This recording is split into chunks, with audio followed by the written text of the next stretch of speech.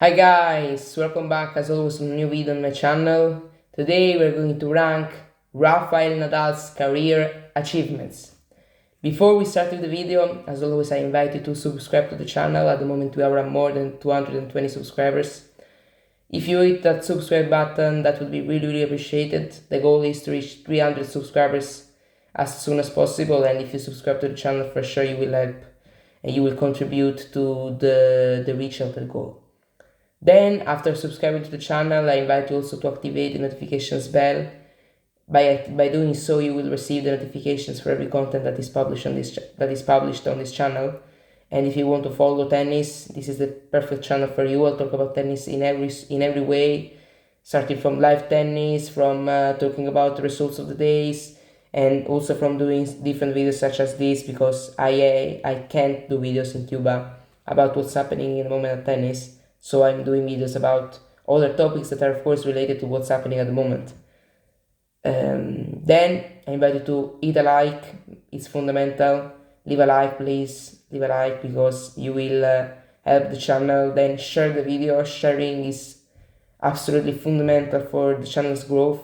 If the channel is reached by more people, there are more chances that we get new subscribers and the tennis gets bigger and bigger.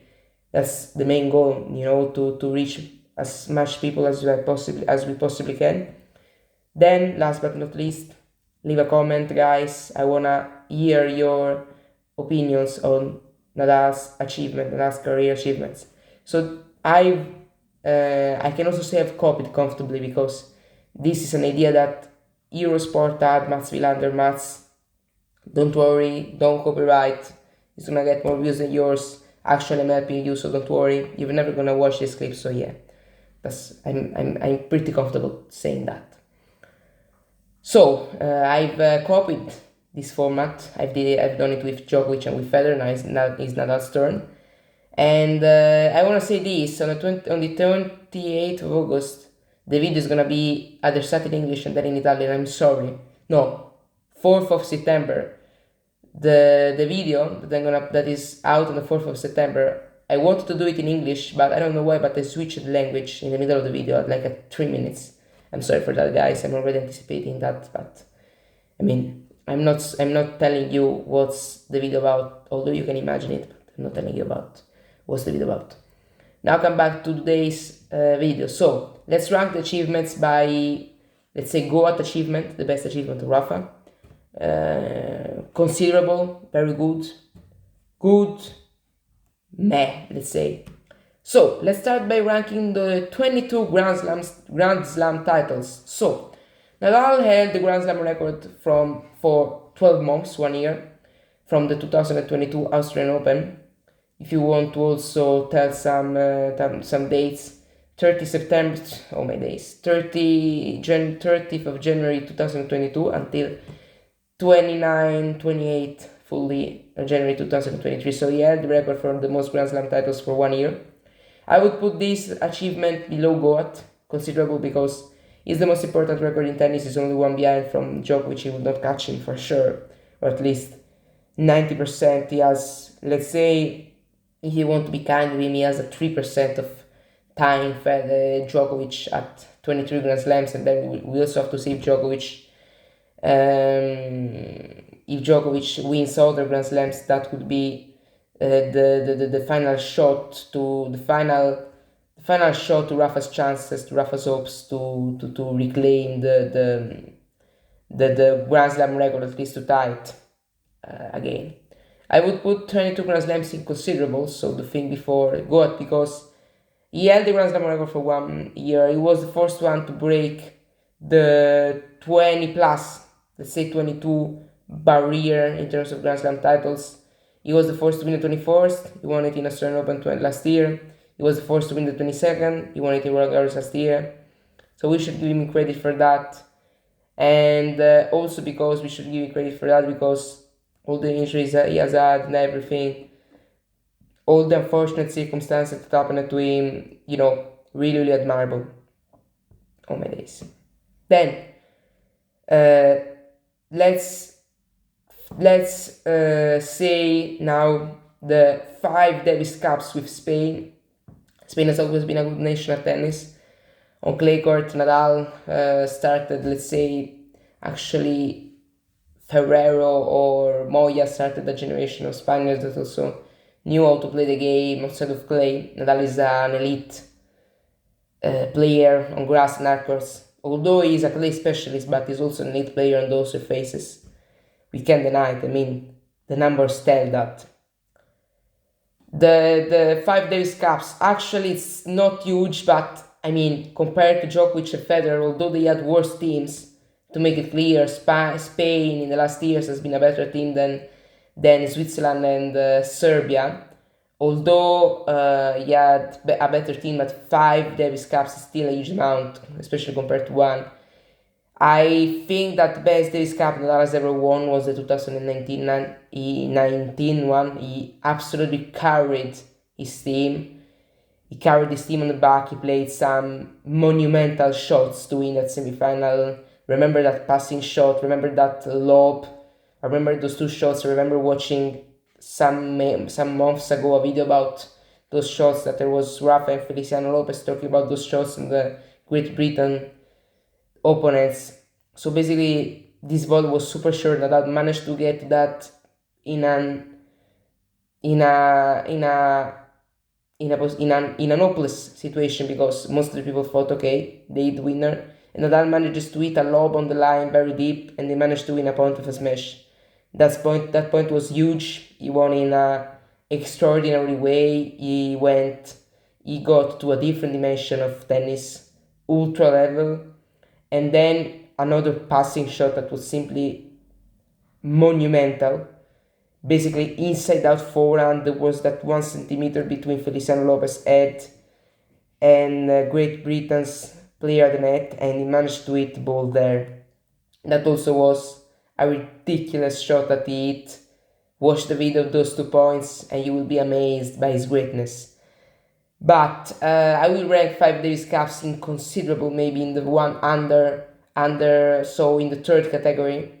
Not the fourth, the last one, but in the third one, because it's 5 Davis Cups, considerable, great, but he's done better things. 14 Roland Garros titles, GOAT, undoubtedly. This is GOAT stuff.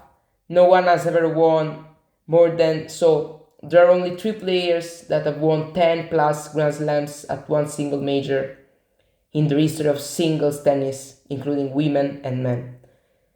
In women's tennis, in WTA, Margaret Court won 11 Australian Open titles. In male tennis, Djokovic won 10 Australian Open titles. And then there is Rafael Nadal, who won 14 Roland Garros titles. That's ridiculous. Think about that. And he was the first male player to ever win 10 Grand Slams at a single major. He has done that at 31 years of age in 2017. And I believe that this achievement absolutely deserves the GOAT, because there is nothing that Nadal has done that is better than this.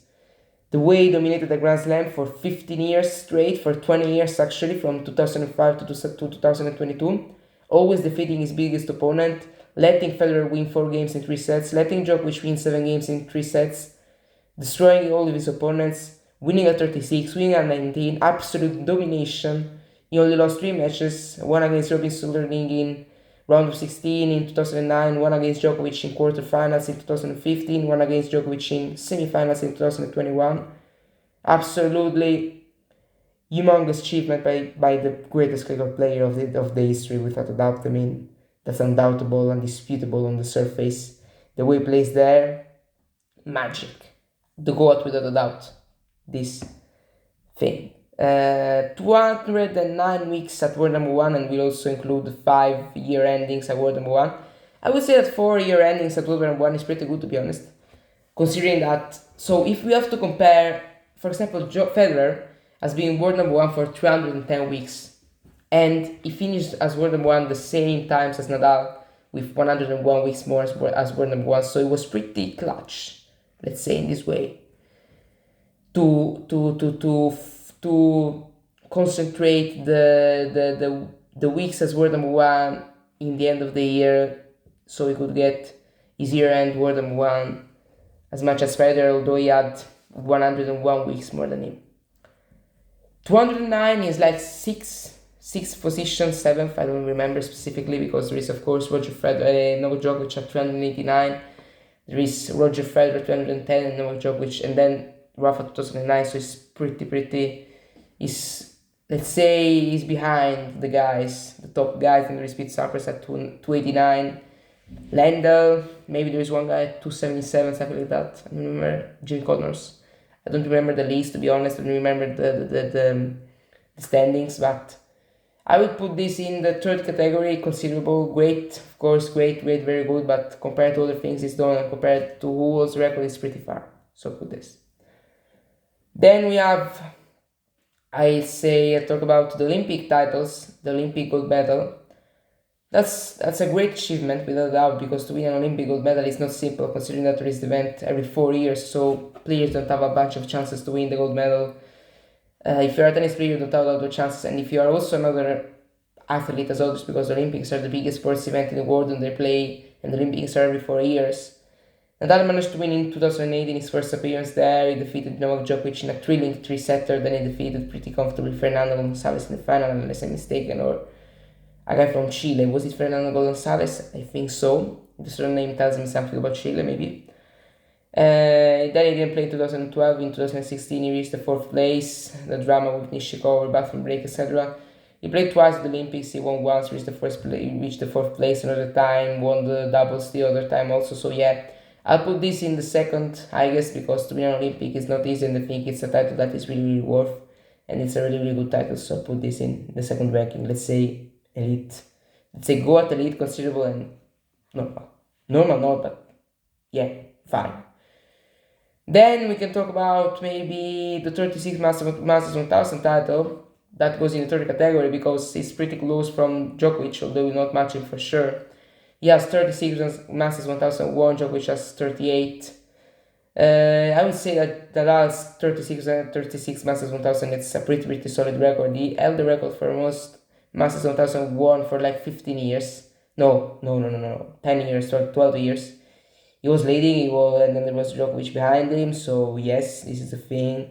To be honest, I believe that this thing is third thing, because Masters 1000 are not a huge record, let's say. They're a pretty good one, but they're not a huge record.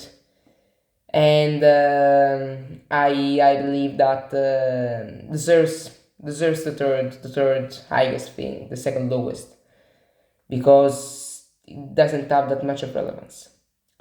92 titles, fourth paying, their player 194, 130, even here we can put it considerable.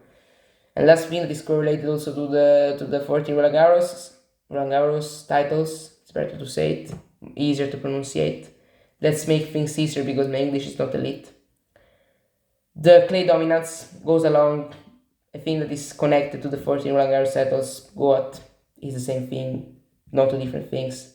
The way dominated clay, good stuff. No one has ever dominated a surface as much as Nadal has dominated clay. Guys, thank you very much for having watched the video today, a longer video than usual. As always, subscribe to the channel, activate the notifications bell, leave a like, share the video and comment in the comment section. See you tomorrow at 4 p.m. Bye.